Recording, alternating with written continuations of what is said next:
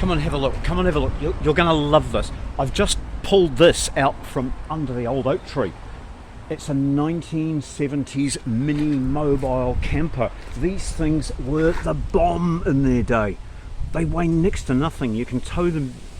You can tow them behind a Tesla. This little camper has everything. Look, it hasn't been on the road since 2009. They were made in Takapuna, Auckland, New Zealand. They're an iconic 1970s camper.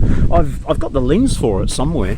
This is the ground sheet that you put down when you go camping. A massive awning, and inside the cupboards here, underneath, big cupboards, there's your cover. That goes over the frame that makes this into a big fold-out tent.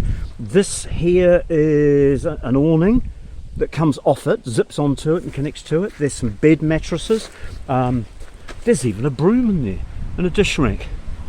And round the other side, in this cupboard, same again. We've got a spare wheel and a hammer handle. Look how long that's been there. This is the awning, and then we've got these boxes. These boxes are for making your kitchen when you're set up. There's a fly-proof cupboard for some of your food,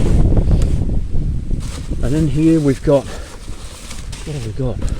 Stove instructions, and oh my goodness, we've got some dishwashing stuff, a light. We've got some insect repellent, and a breadboard, and a whole heap of brochures of where they've been or where they were going to go. There's another one there. I'm not even going to open that one. I'm going to put this back so that you can have a look in there after you've bought it. Because this is for sale.